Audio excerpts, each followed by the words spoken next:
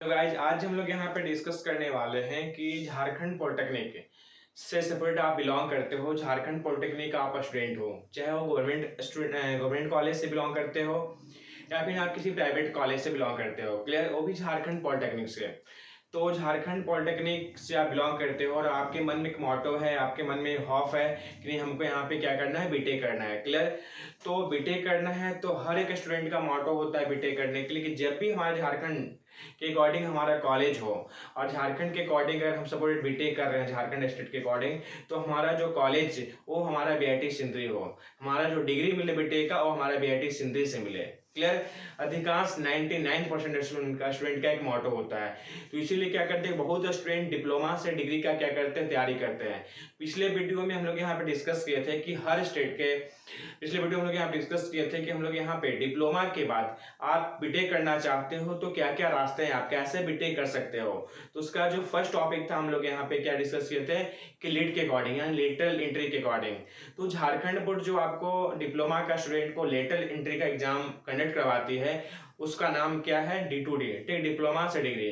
तो डिप्लोमा से डिग्री के लिए आप यहाँ पे प्रिपरेशन करते हो, उसमें क्वालिफाई करते हो, इसके बाद आपको क्या होता है, एक अच्छा गवर्नमेंट सा कॉलेज मिलता है, वो भी आपका एक बीआईटी सिंधरी। क्लियर, झारखंड में एकमात्र कॉलेज है आपका बीआईटी सिंधरी जो आपका फुल टू फुल गवर्नमेंट है। क्लियर, अदरवाइज अगर आपका यहाँ पे रैंक उस टाइप का नहीं आ पाता है, रैंक अच्छा नहीं आ पाता है, तो बहुत सारे सेविंग गवर्नमेंट कॉलेज भी हैं जो क्या करते हैं कि आपको यहाँ पे लेटर एंट्री के अकॉर्डिंग एडमिशन लेती है। बहुत सारे आपका प्राइवेट कॉलेज है जो क्या करती है, डायरेक्ट आपका यहाँ पे एडमिशन लेती है बिना एग्जाम को कंडक्ट किए हुए। क्लियर, एग्जाम आप फेस नहीं भी करते हो तो भी आपका प्राइवेट कॉलेज में एडमिशन हो जाता है। बट अधिकांश 99% स्टूडेंट का ये मोटो होता है कि नहीं हम जब भी बीटेक करें, जब भी हम लोग यहाँ पे कॉलेज में ज्वाइन करें तो बीआईटी सिंधरी में करें। क्लियर, तो बीआईटी सिंधरी को पाने के लिए क्या क्या चीज होना चाहिए, क्या एलिजिबिलिटी होनी चाहिए, कितना रैंक आना चाहिए, ठीक है, कितना मार्क्स आना चाहिए, फिर कैसे आप डिप्लोमा से डिग्री वाला जो एग्जाम है D2D को कैसे आप यहाँ पे क्वालिफाई करोगे। क्लियर, ताकि आपका बीआईटी सिंधरी कॉलेज आपको मिल पाए। क्लियर, तो आज हम लोग ये सब टॉपिक पे यहाँ पे फोकस करते हैं। आपका जो यहाँ पे थंबनेल थंबनेल जो है आपका यहाँ पे उसको देखकर आपको पता चल गया होगा कि हम लोग किस किस टॉपिक के बारे में डिस्कस करने वाले हैं। फर्स्ट टॉपिक क्या है आपका यहाँ पे कि पूरा सिलेबस है जो आपका फिजिक्स केमिस्ट्री मैथ का जो सिलेबस उसका टॉपिक वाइज जितना भी आपका मैथ में कितना टॉपिक से पूछता है, कितना चैप्टर से, फिजिक्स से कितना पूछता है, केमिस्ट्री से कितना पूछता है, तो टॉपिक वाइज हर एक सब्जेक्ट के बारे में हम लोग डिस्कस करने वाले हैं। इसके बाद डिस्कस करेंगे कि आपका जितना ब्रांच है, ठीक है, बीआईटी सिंधरी में आपका 10 ब्रांच है। कितना ब्रांच है, 10 ब्रांच। तो आपका जो 10 ब्रांच है तो 10 ब्रांच के लिए पर्टिकुलर हर ब्रांच के लिए कितना कितना नंबर ऑफ सीट अवेलेबल है आपका बीआईटी सिंधरी कॉलेज में। क्लियर, ये सब टॉपिक हम लोग यहाँ पे डिस्कस करते हैं। एग्जाम का पैटर्न क्या है, आपको यहाँ पे किस प्रकार से एग्जाम को हम लोग यहाँ पे क्वालिफाई करें, यहाँ पे कैसे कर सकते हैं, तो ये सब कुछ हम लोग यहाँ पे टॉपिक जो आपका थंबनेल में यहाँ पे बनाया हुआ है, देखिएगा आप यहाँ पे थंबनेल देखे होंगे, इसमें हर एक चीज के बारे में हम यहाँ पे डिस्कस किया है कि किस किस टॉपिक पे हम लोग इस वीडियो में डिस्कस करने वाले हैं। क्लियर, तो चलिए स्टार्ट करते हैं। यहाँ पे सबसे पहले जो आपका यहाँ पे डिप्लोमा से डिग्री का आप एग्जाम अगर सपोज क्वालिफाई करना चाहते हो या फिर प्रिपरेशन कर रहे हो, बहुत स्टूडेंट अभी आप लोग यहाँ पे 6 सेमेस्टर में होंगे यानी लास्ट ईयर में होंगे आप लोग यहाँ पे, या फिर बहुत स्टूडेंट यहाँ पे जो डिप्लोमा से डिग्री करना चाहते हैं तो बहुत स्टूडेंट आप सेकेंड ईयर से तैयारी में लग जाते हैं। क्लियर, तो जो स्टूडेंट का मोटो है चाहे वो लास्ट ईयर में हो चाहे वो आप सेकेंड ईयर में हो,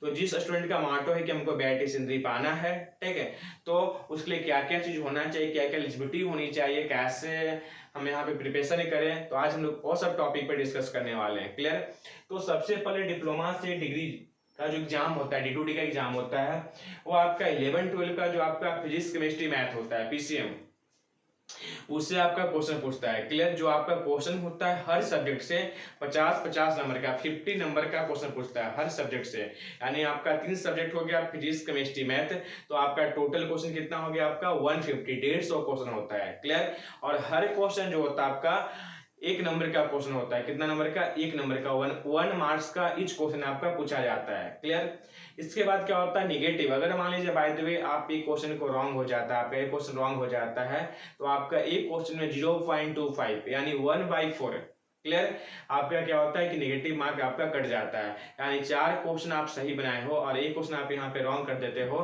तो फिर 4 क्वेश्चन आपका रॉन्ग हो जाएगा। क्लियर? जैसे भी इस बात को समझ पाइए आप यहाँ पे, यानी कहने का मतलब क्या है कि ये क्वेश्चन रॉन्ग होने पे 0.25% आपका नंबर निगेटिव में चल जाता है। क्लियर?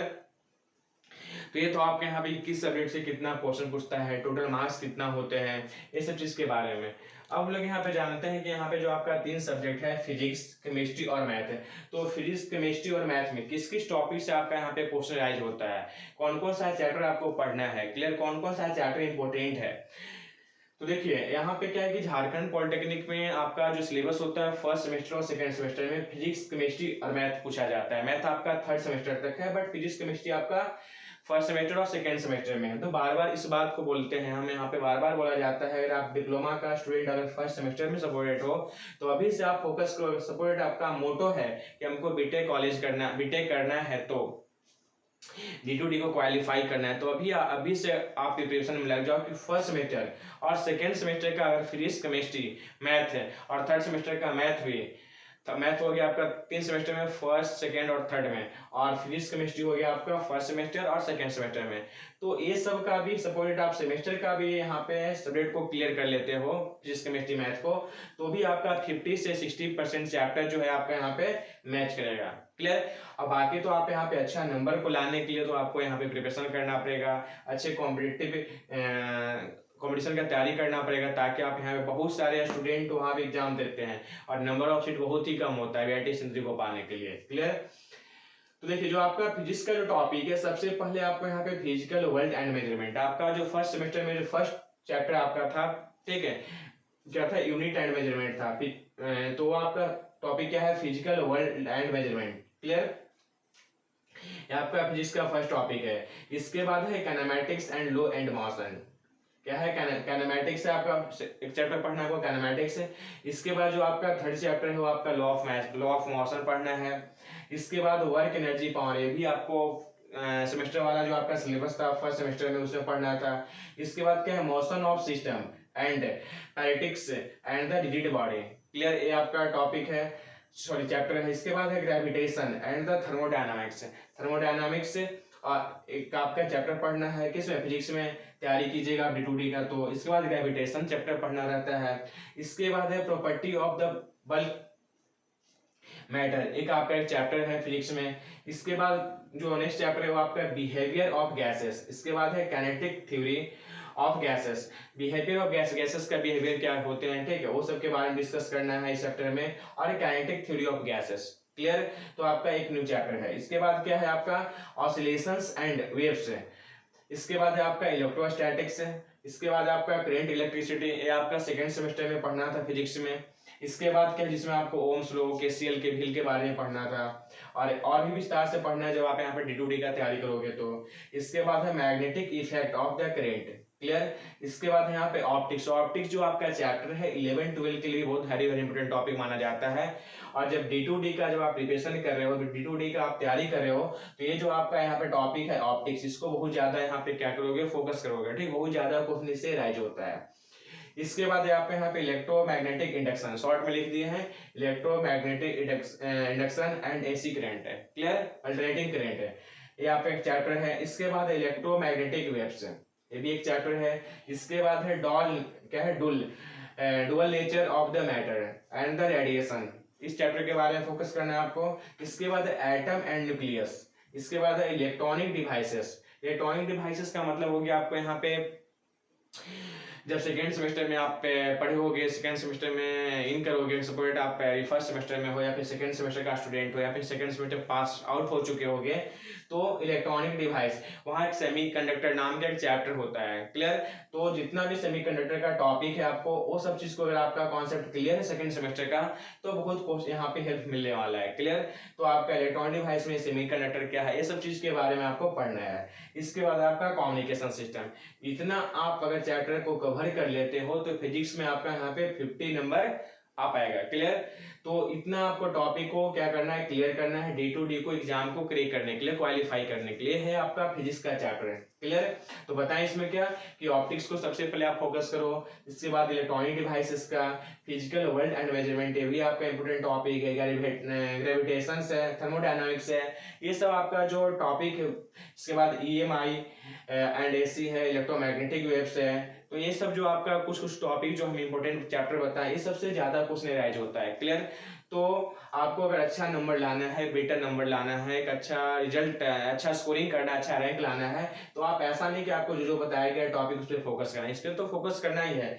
आपका जितना ऑल ओवर है यहाँ पे चैप्टर के बारे में यहाँ पे लिखे हैं, हर एक चैप्टर को क्या करना है, यहाँ पे फोकस करना है। ये जो आपको यहाँ पे चैप्टर लिखे हैं हर सब्जेक्ट का, फिजिक्स का, केमिस्ट्री का, मैथ का, तो जो आपका ओरिजिनल सिलेबस है डिप्लोमा से डिग्री के लिए, क्लियर, जब आप यहाँ पे मार्केटों में खरीदोगे या फिर वेबसाइट से यहाँ पे डाउनलोड भी कर सकते हो, तो उसके अकॉर्डिंग आपका क्या हुआ परफेक्ट यहाँ पे क्या किए हैं कि चैप्टर के बारे में यहाँ पे डिस्कस किए हैं। क्लियर? अब हम लोग आते हैं यहाँ पे केमिस्ट्री में कौन कौन सा चैप्टर को आप यहाँ पे फोकस करते हो, तो आपका यहाँ पे 50 नंबर ला सकते हो। क्लियर? किसमें? डिप्लोमा से डिग्री वाले एग्जाम में। सबसे पहले concept of basic, concept of chemistry. Concept of chemistry का मतलब क्या है कि बेसिक नॉलेज होना चाहिए केमिस्ट्री का, कि केमिस्ट्री है क्या, कितने प्रकार के होते हैं। इसके बाद है स्ट्रक्चर ऑफ एटम। आपका 11th में जब क्लास में तो फर्स्ट चैप्टर है आपका स्ट्रक्चर ऑफ एटम, या फिर आपको यहाँ पे फर्स्ट डिप्लोमा से फर्स्ट सेमेस्टर किए हो गए तो atomic structure. Clear? First chapter था। इसके बाद क्या है क्लासिफिकेशन ऑफ एलिमेंट्स। एलिमेंट्स का क्लासिफिकेशन किस प्रकार का होता है, पीरियोडिक टेबल आप लोगों को पढ़ना था, तो पीरियोडिक टेबल भी इसमें इंक्लूड कर लीजिएगा। इसके बाद है केमिकल बॉन्डिंग, केमिकल बॉन्डिंग पूछता है, ठीक है। इसके बाद क्या है केमिकल बॉन्डिंग में आता है ना, आयोनिक बॉन्ड हो गया, कोवैलेंट बॉन्ड आ गया, इस टाइप का। इसके बाद स्टेट ऑफ मैटर, ठीक है, सॉलिड, लिक्विड एंड गैस जो था। इसके बाद केमिकल थर्मोडायनामिक्स है। अब यहाँ पे एक नया चैप्टर क्या है, केमिकल थर्मोडायनामिक्स, जो कि आपको फर्स्ट सेमेस्टर और सेकंड सेमेस्टर में नहीं पढ़ना था। इसके बाद क्या है इक्विलिब्रियम, ये भी नहीं पढ़ना था आपको केमिस्ट्री में। इसके बाद है रिडॉक्स रिलेशन, ये तो आपको पढ़ना था केमिस्ट्री में, ठीक, इसमें फर्स्ट सेमेस्टर में ये। इसके बाद क्या है हाइड्रोजन, ये शायद नहीं पढ़ना था आप लोगों को फर्स्ट सेमेस्टर या सेकंड सेमेस्टर में। इसके बाद क्या है एस ब्लॉक, पी ब्लॉक, ये सब चीज आपको नहीं पढ़ना था। क्लियर? तो ये आपका क्या है कुछ नया टॉपिक है 11-12 का। इसके बाद है ऑर्गेनिक केमिस्ट्री। इसके बाद है हाइड्रोकार्बन्स। इसके बाद इन्वायरमेंट केमिस्ट्री। इन्वायरमेंट केमिस्ट्री आप लोगों को फर्स्ट सेमेस्टर में ही पढ़ना था। फर्स्ट सेमेस्टर का जो लास्ट चैप्टर था इन्वायरमेंट केमिस्ट्री, ठीक है, इन्वायरमेंटल पॉल्यूशन नाम था चैप्टर का। तो उसमें क्या करना था, एनवायरमेंट केमिस्ट्री का जितना भी पार्ट था तो उसमें बहुत चीज के बारे में बताया गया। तो अगर मान लीजिए फर्स्ट सेमेस्टर का आपके पास सिलेबस है, तो एनवायरमेंटल केमिस्ट्री जो था, एनवायरमेंटल पॉल्यूशन था, उसको आप यहाँ पे फोकस कर लोगे तो आपका ये वाला चैप्टर का आपका पूरा कवर हो जाएगा चैप्टर। क्लियर? इसके बाद है सॉलिड स्टेट, आपका नया टॉपिक है। सॉल्यूशन, ये भी आपका 11-12 से बिलोंग करता है। इसके बाद इलेक्ट्रोकेमिस्ट्री, ये आपका पढ़ना था सेकंड चैप्टर में ही पढ़ना है फर्स्ट सेमेस्टर का। इसके बाद क्या है केमिकल काइनेटिक्स, ये नया चैप्टर है आपका 11 आती है, फर्स्ट सेमेस्टर और सेकंड सेमेस्टर में नहीं पढ़ना है। सरफेस केमिस्ट्री भी नहीं पढ़ना आप लोगों को फर्स्ट सेमेस्टर सेकंड सेमेस्टर में। बट क्या है कि आपको डिप्लोमा से डिग्री के लिए जब प्रिपरेशन करोगे, तैयारी करोगे, तब वहां पे सब्जेक्ट पढ़ना है। इसके बाद क्या है D block and F block. इसके बाद क्या है कोऑर्डिनेशन कंपाउंड। इसके बाद अल्कोहल्स, फिनॉल्स, ईथर, ठीक है, या फिर इसके बाद क्या है एमिनेस। इसके बाद है मॉलिक्यूल्स। इसके बाद है पॉलीमर। ये सब जो टॉपिक है आपका, यह है आपका 11-12 का टॉपिक, ठीक है। पॉलीमर्स यानी जो प्लास्टिक वाला जो टॉपिक था, ये आपका पढ़ना है आपको फर्स्ट सेमेस्टर में। इसके बाद क्या है एल्डिहाइड्स। इसके बाद है कीटोन्स। इसके बाद कार्बोक्सिलिक एसिड। इसके बाद केमिस्ट्री इन एवरीडे लाइफ। तो कुछ कुछ टॉपिक आपका फर्स्ट सेमेस्टर और सेकंड सेमेस्टर में से मैच करता है। बहुत अच्छा टॉपिक है जो आपका फर्स्ट सेमेस्टर सेकंड सेमेस्टर में के सिलेबस में नहीं दिया गया है। क्लियर? तो उसको आपको अलग से प्रिपरेशन करना पड़ेगा। अगर चाहते हो कि हम किसी कोचिंग ज्वाइन नहीं करते हैं, कहीं से सेल्फ स्टडी नहीं करते हैं, खुद से तैयारी करना चाहते हैं, तो जो जो आपका फर्स्ट सेमेस्टर सेकंड सेमेस्टर से चैप्टर बिलोंग करता है, मैच करता है, उसका जो नोट्स आप पढ़ोगे सेमेस्टर में, तो उसको फोकस करो और वहां से क्वेश्चन बैंक में खरीदो। उसके अकॉर्डिंग आप यहाँ पे प्रिपरेशन कर सकते हो। क्लियर?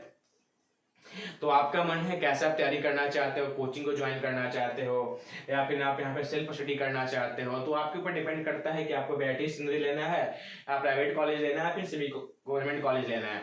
अगर आपको बीआईटी सिंदरी कॉलेज लेना है तो बहुत ज्यादा मेहनत करना पड़ेगा, क्योंकि आपका नंबर ऑफ सीट क्या होता है, बहुत ही कम होता है आपका। क्लियर? अभी इस टॉपिक के बाद हम लोग यहाँ पे डिस्कस करने वाले हैं कि एडजस्ट करेंगे यहाँ पे कितना आप यहाँ पे रैंक लाओगे, कितना आपका यहाँ पे हर ब्रांच में यहाँ पे नंबर ऑफ सीट है अवेलेबल है, तो उसमें डिस्कस करेंगे तब आपको यहाँ पे पता चलेगा। तो लास्ट तक हमारी इस वीडियो को देखते रहिए, बने रहिए।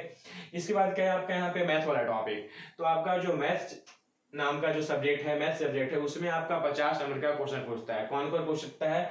सबसे पहले सेट है, क्लियर, ये आपका 11th का चैप्टर है।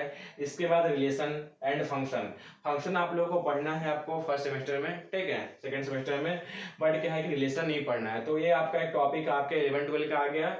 तो 11 12 का जो आपका रिलेशन जो है आपका 11th का भी टॉपिक है और 12 में भी पूछता है। तो आपका 11th और 12 दोनों को हम एक ही जगह लिख दिए हैं। तो दोनों का आपको यहाँ पे रिलेशन फंक्शन पढ़ाया जाएगा आपको यहाँ पे जब क्लास करोगे तो देखिएगा कहीं भी आप क्लास लो तो वहां पे देखिएगा सर आपको पढ़ाएंगे मैथ जब स्टार्ट करेंगे। तो रिलेशन ऑफ फंक्शन जो आपका 11th का और 12 का दोनों का जो आपका मिक्सिंग है उससे कुछ पूछता है। इसके बाद है ट्रिग्नोमेट्री। ट्रिग्नोमेट्री में आता है इनवर्स ट्रिग्नोमेट्री, ये सब टॉपिक पूछता है। फिर साइन थीटा कॉस थीटा, मतलब ट्रिग्नोमेट्री का जितना आपका क्वेश्चन एज होता है, ट्रिग्नोमेट्रिकल जितना फंक्शन होते हैं, तो आपका ट्रिग्नोमेट्रिक चैप्टर ही पढ़ना था आपको यहाँ पे फर्स्ट सेमेस्टर में। क्लियर, उसके अलावा भी पढ़ना आपको यहाँ पे ड्यूटी का तैयारी करोगे तो उससे ज्यादा आपको यहाँ पे पढ़ना है। इसके बाद क्या है कॉम्प्लेक्स नंबर, ये भी आप लोगों को सेमेस्टर एग्जाम के सिलेबस में है। लीनियर इक्वेशन, ये आप लोग का सेमेस्टर के एग्जाम में नहीं है, सेमेस्टर का सिलेबस में नहीं है। इसके बाद बाइनोमियल थ्योरम, ये आपका सेमेस्टर का सिलेबस में है, पढ़ चुके होंगे। इसके बाद है सीक्वेंस एंड सीरीज, ये आपका सेमेस्टर का सिलेबस में नहीं है। क्लियर, अलग से आपको पढ़ना होगा। स्ट्रेट लाइन, ये भी आपका यहाँ पे सिलेबस सेमेस्टर का सिलेबस में नहीं है। इसके बाद है लिमिट एंड डेरिवेटिव, ये आपको सेमेस्टर का सिलेबस में है। क्लियर, इसके बाद स्टैटिक है, ये भी आपको यहाँ पे सेमेस्टर का सिलेबस में नहीं है। क्लियर, सॉरी स्टैटिक है आप लोग को थर्ड सेमेस्टर में। इसके बाद क्या है यहाँ पे मैट्रिक्स है, मैट्रिक्स आप लोग को फर्स्ट सेमेस्टर में पढ़ाया गया है। इसके बाद है प्रोबेबिलिटी, थर्ड सेमेस्टर में पढ़ना रहता है आप लोग को। वेक्टर आप लोग को थर्ड सेमेस्टर में पढ़ना रहता है। इसके बाद है डिटरमिनेंट्स, फर्स्ट सेमेस्टर में पढ़ना रहता है मैट्रिक्स एंड डिटरमिनेंट्स। इसके बाद है कंटिन्यूटी एंड डिफरेंटिबिलिटी। इसके बाद क्या है इंटीग्रल, थर्ड सेमेस्टर में पूरा चैप्टर ही पढ़ना है इंटीग्रल के बारे में आप लोग को। इसके बाद है 3D ज्योमेट्री, ये नहीं पढ़ना रहता है सेमेस्टर एग्जाम में आप लोग को। इसके बाद है लीनियर प्रोग्रामिंग, ये भी आपका सेमेस्टर का एग्जाम में सेमेस्टर का सिलेबस में नहीं है। डिफरेंशियल इक्वेशन, ये आपका सेमेस्टर का सिलेबस में है। इसके बाद क्या है इनवर्स ट्रिग्नोमेट्री एंड फंक्शन, ये भी आपका सेमेस्टर का सिलेबस में है। तो देखिए जो जो हम लोग यहाँ पे भी टॉपिक में डिस्कस किया आपका सेमेस्टर का सेमेस्टर का सिलेबस में है, सेमेस्टर का सिलेबस है, वो द्वारा यहाँ पे हम यहाँ पे इस बात को रिपीट किए। तो जो जो आपका यहाँ पे सेमेस्टर का सिलेबस में है, सपोज अभी आप फर्स्ट सेमेस्टर में हो, सेकंड सेमेस्टर में हो, तो आपको आइडिया नहीं होगा कि हाँ थर्ड में क्या पढ़ना है।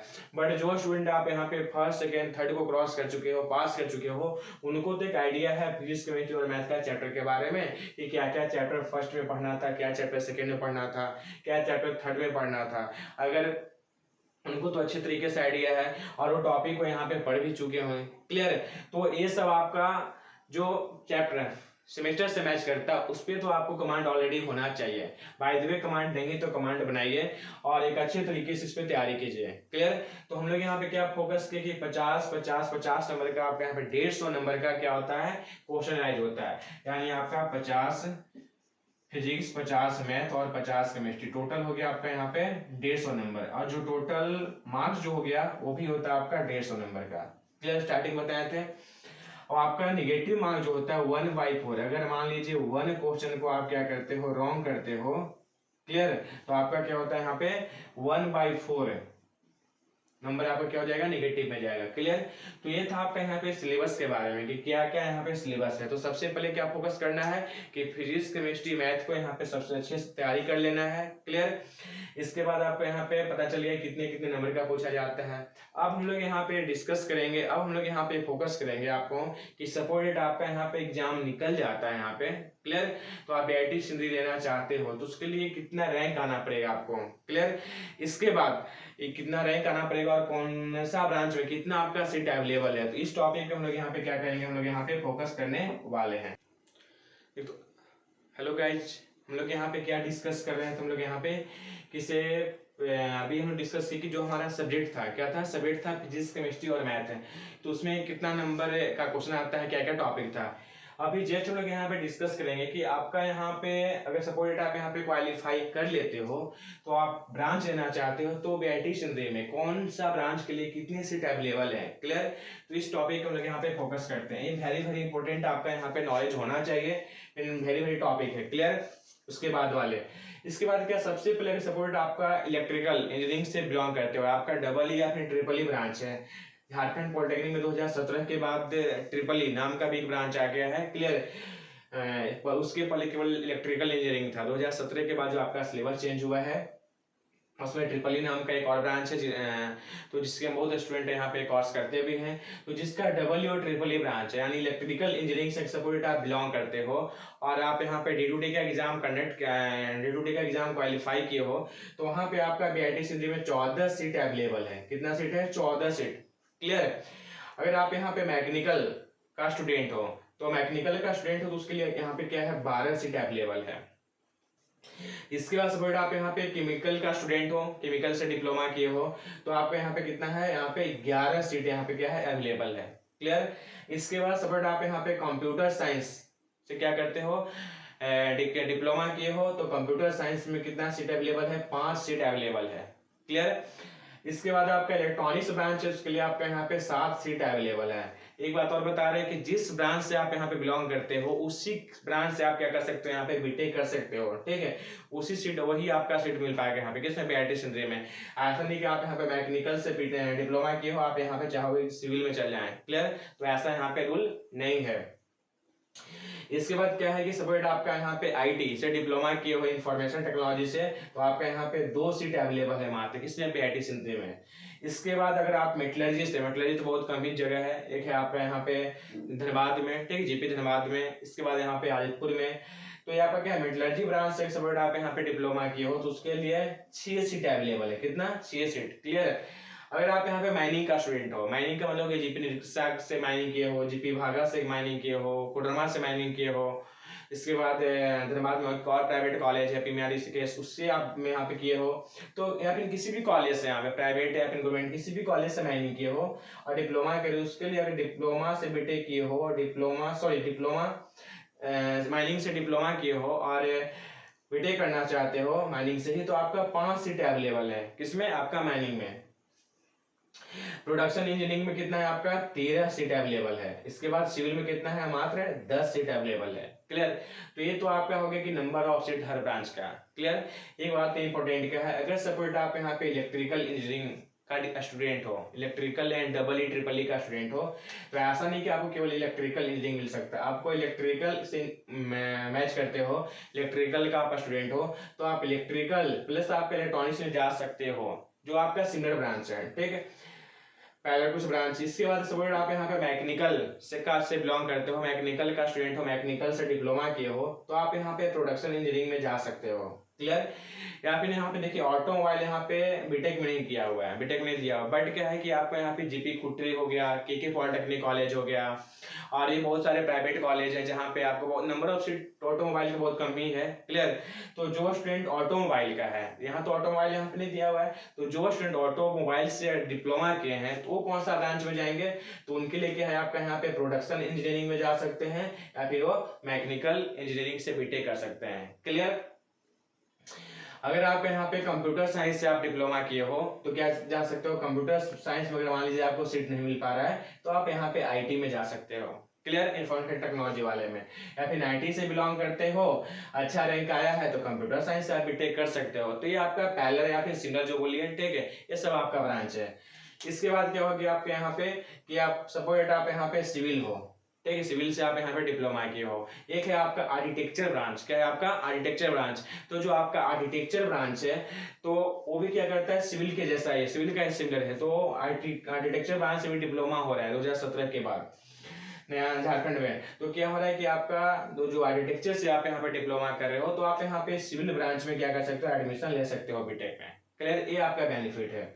इसके बाद क्या है कि फूड टेक्नोलॉजी है आपका यहाँ पे। इसके बाद आपका यहाँ पे फूड टेक्नोलॉजी हो गया, तो ये सब कहाँ पे जा सकते हैं, आपको यहाँ पे केमिकल ब्रांच में जा सकते हैं। किसमें? केमिकल ब्रांच में। फूड टेक्नोलॉजी से आप सपोर्ट यहाँ पे कर रहे हो, क्या डिप्लोमा कर रहे हो, तो केमिकल ब्रांच से आप यहाँ पे बीटेक कर सकते हो। क्लियर। इसके बाद आपका एक और ब्रांच होता है ड्रिलिंग ब्रांच, GP कोडरमा में है, क्या है, GP कोडरमा में ड्रिलिंग ब्रांच है। ड्रिलिंग ब्रांच है आपका, तो वो आपका उस टाइप का स्टूडेंट है, अगर ड्रिलिंग ब्रांच है, तो यहाँ पे ड्रिलिंग ब्रांच तो कहीं है नहीं, तब आप यहाँ पे माइनिंग से बीटेक कर सकते हो। क्लियर। इसके बाद आपका यहाँ पे एक और ब्रांच होता है टूल्स एंड मैनेजमेंट, ठीक है। अगर टूल्स एंड मैनेजमेंट नाम का एक सब्जेक्ट होते हैं, सॉरी एक ब्रांच होता है, अगर उससे आप यहाँ पे डिप्लोमा किए हो, तो आप यहाँ पे मैकेनिकल से आप बीटेक कर सकते हो, या फिर आप प्रोडक्शन इंजीनियरिंग से आप यहाँ पे बीटेक कर सकते हो। तो क्या है कि जो स्टूडेंट का मान लीजिए डिप्लोमा, जिस ब्रांच से आप डिप्लोमा कर रहे हैं उस ब्रांच का यहाँ पे सीट अवेलेबल नहीं है, तो उसका जो सिमिलर ब्रांच है, उसका जो पैरेलल ब्रांच है, उस ब्रांच में आप क्या कर सकते हो, एडमिशन लेकर बीटेक कर सकते हो। क्लियर। कुछ आपका सिलेबस का चेंजिंग होता है, ज्यादा सिलेबस का चेंजिंग नहीं होता है। ऐसे भी आप यहाँ पे सिविल और आर्टिफिशियल का सिलेबस को देखिएगा तो आपका 90-95% आपका मैच करता है ये। क्लियर। आप यहाँ पे देखिएगा इलेक्ट्रॉनिक्स का, और यहाँ पे इलेक्ट्रॉनिक्स का देखिएगा, कंप्यूटर साइंस का, तो उसका भी 70-80% सिलेबस मैच करता है। आईटी और सीएससी को देखिएगा तो उसमें आपका 90-95% मैच करता है। क्लियर।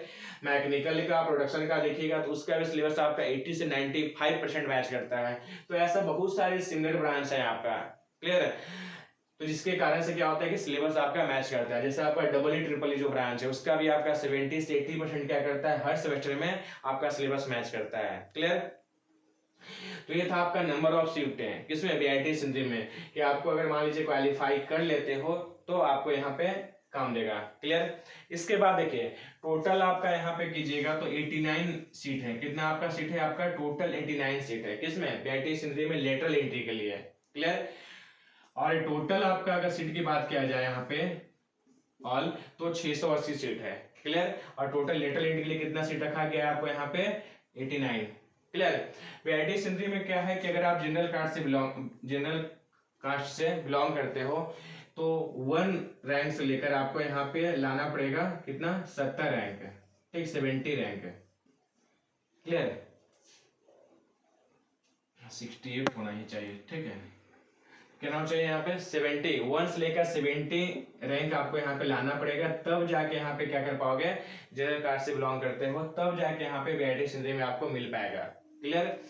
या फिर आपको 1 रैंक से लेकर यहाँ पे 1065 इतना टाइप का रैंक लाते हो। इसमें भी आपको जब एग्जाम फेस करोगे, एग्जाम दीजिएगा, तो उसमें भी क्या होता है, एक होता है कैटेगरी, ठीक, रैंकिंग, एक होता है आपको जनरल रैंकिंग। ठीक, कैटेगरी रैंकिंग में क्या आपका जिस कास्ट से बिलोंग करते हो, ओबीसी से, एसटी से, ठीक है, तो या फिर ST1 से, तो फिर जो कास्ट से बिलोंग करते हो उसका भी अपना कैटेगरी रैंक होता है। तो कैटेगरी रैंक आपका इतना होना चाहिए, ठीक। कैटेगरी रैंक के अलावा भी आपको यहाँ कितना होना चाहिए, 1 से लेकर 70 आपका जनरल कास्ट के लिए है, तब जाके आपका यहाँ पे सीट अवेलेबल हो पाएगा जनरल कास्ट के लिए। क्लियर। तो हम इस पे क्या करेंगे, सेपरेट वीडियो बना देंगे आप लोग के लिए, ताकि अच्छा रहेगा कि आपको यहाँ पे किस हर कास्ट के लिए कितना रैंक लाएंगे, यहाँ पे कैटेगरी रैंक कितना लाएंगे, इसके बाद जनरल रैंक कितना लाएंगे, तो हमारा हर एक सीट अवेलेबल हो पाएगा। क्लियर। ताकि एक ही वीडियो में हम लोग यहाँ पे डिस्कस करेंगे तो आपको फिर मजा नहीं आएगा, तो हम लोग यहाँ पे इस वाले बात पे फोकस करिए। इसके बाद क्या है कि बीआईटी सिंधी लेने का एक और क्या है यहाँ पे एडवांटेज क्या है कि आपका जो फीस लगता है बहुत ही कम लगता है। कितना फीस लगता है, बहुत ही कम लगता है। अगर सेमेस्टर की बात किया जाए तो पूरा एक सेमेस्टर में आपका, पूरा एक साल में, सॉरी, एक साल में पूरा आपको लगता है 14,000 रुपया, ठीक है, 14,000 रुपया, 14 से 15,000 रुपया लगता है जनरल कास्ट वाले को। क्लियर। इसके बाद अगर आपका यहाँ पे TFW कोटा है तो मात्र आपका यहाँ पे 6,000 रुपया में क्या हो जाता है, आपका पूरा बीटेक कंप्लीट हो जाता है, 1 ईयर का फी है आपका 6,000 रुपया। इसमें क्या है कि अगर आपका TFW कोटा है, ठीक है, ट्यूशन फीस में अगर माफ है आपका यहाँ पे, तो TFW कोटा है, या फिर अगर सपोर्टेड आप यहाँ पे गर्ल्स हो, ठीक है, लड़की हो, तो यहाँ पे क्या है, दोनों में से या फिर TFW कोटा के लिए रैंक, उतना आपका रैंक आना चाहिए जो आपका TFW कोटा मिल पाए, ठीक। उसके लिए इनकम सर्टिफिकेट आपको दिखाना पड़ता है। तो अगर आपका TFW कोटा मिल जा रहा है, या फिर आप यहाँ पे गर्ल्स हो, तो क्या है कि आपका ट्यूशन फी क्या होता है, बीआईटी सिंधी में माफ होता है। क्लियर। केवल जो आपका एनुअल फी है, ठीक है, किसका, बीआईटी सिंधी का, तो एनुअल फी खाली आपको लगता है, ठीक है, जो है आपका अप्रॉक्स 6,000 रुपया। क्लियर। तो क्या है आपका यहाँ पे वो चीज आपको यहाँ पे लगेगा। क्लियर। तो क्या है, तो आपका मात्र यहाँ पे 6,000 रुपया में आपका पर ईयर है, 18 से 20,000 रुपया में आपका क्या हो जाएगा, पूरा बीटेक कंप्लीट हो जाएगा। किसमें, आपका बीआईटी सिंधी में। अगर TFW कोटा मिल रहा है या फिर आप गर्ल्स हो तो उसके लिए यहाँ पे बहुत अच्छा यहाँ पे ऑफर है, बहुत अच्छा ऑप्शन मिलता है। क्लियर। इसलिए नंबर 1 कॉलेज माना जाता है। इसलिए हर आदमी का, हर स्टूडेंट का क्या होता है, हॉप होता है कि हम डिप्लोमा का स्टूडेंट है, चाहे ऐसा भी 12 किए हैं तो हमको बीआईटी सिंधी मिले। क्लियर। इसमें स्कॉलरशिप बहुत अच्छा मिलता है, 28,000 रुपया आपको स्कॉलरशिप यहाँ पे मिलता है, ठीक है, पर ईयर। क्लियर। तो क्या होता है कि आपको टोटल कितना लग रहा है, 6,000 रुपये आपको पर ईयर, तो 28,000 रुपये आपका स्कॉलरशिप मिल जा रहा है। तो इससे इस पे हम लोग यहाँ पे और डिस्कस करेंगे अगले वीडियो में। तो ये सब आपका बहुत बेनिफिट है। क्लियर। तो आज का हम लोग का टॉपिक क्या था कि आपका कितना सिलेबस पूछा जाता है, हर सिलेबस में कौन कौन टॉपिक पूछे जाते हैं, नंबर ऑफ सीट कितना अवेलेबल है आपका, जो कि वेरी वेरी इंपॉर्टेंट, हर स्टूडेंट को ये पता होना चाहिए कि सपोज ऐसा नहीं केवल हम तैयारी किए जा रहे हैं, हमको पता नहीं अरे सीट तो बहुत होगा, 50 होगा, 60 होगा, 70 होगा, तो ऐसा नहीं। सबसे पहले आप यहाँ पे सीट को देखो कि हमारा 14 सीट है इलेक्ट्रिकल के लिए, मैकेनिकल के लिए 12, जिस ब्रांच से आप बिलोंग करते हो, तो वहाँ पे नंबर ऑफ सीट को आप यहाँ पे देख लो, ठीक, उसके अच्छे से आप तैयारी करो, तभी आपको बीआईटी से मिल पाएगा, नहीं तो फिर आपको सेमी गवर्नमेंट कॉलेज मिल पाएगा, प्राइवेट कॉलेज मिल पाएगा। क्लियर। इसके बाद यहाँ पे मेन टॉपिक आज का क्या है कि हम लोग यहाँ पे एग्जाम को क्वालिफाई कैसे करें। क्लियर। तो एग्जाम को क्वालिफाई करने के लिए जस्ट हम लोग यहाँ पे बताएं क्या है कि फिजिक्स, केमिस्ट्री और मैथ का जो सिलेबस है उसको अच्छे तरीके से आप यहाँ पे फोकस करो, अच्छे तरीके से पढ़ो। इसके बाद इसका क्वेश्चन बैंक आता है D2D का, या फिर प्रीवियस ईयर का जो आपका क्वेश्चन है, ठीक है, उसके अकॉर्डिंग आप यहाँ पे तैयारी करना स्टार्ट करो, या फिर किसी कोचिंग को, किसी इंस्टीट्यूट को ज्वाइन करो जहाँ पे अच्छे प्रिपरेशन होते हैं डिप्लोमा से डिग्री के लिए। क्लियर। तो हम लोग भी एक नया बैच स्टार्ट करने वाले डिप्लोमा से डिग्री के लिए, तो आई हो नथिंग, आप लोग यहाँ पे ज्वाइन कर सकते हो हमारे इस बैच में। क्लियर। तो क्या है कि हम लोग यहाँ पे जब स्टार्ट करेंगे हम लोग यहाँ पे, तो फिर डिस्क्रिप्शन में आपको टाइम, कॉन्टेक्ट नंबर, हर चीज़ यहाँ पे प्रोवाइड कर देंगे, ताकि आप कॉन्टेक्ट कर सकते हो एक नया बैच के लिए। किसके लिए? डिप्लोमा से डिग्री के लिए। तो हम लोग यहाँ पे कैसे प्रिपरेशन करना है, तो ये सब चीज़ के बारे में पता चलेगा आपको, यहाँ पे कैसे फोकस करेंगे। क्लियर। इसके बाद क्या है कि हम लोग यहाँ पे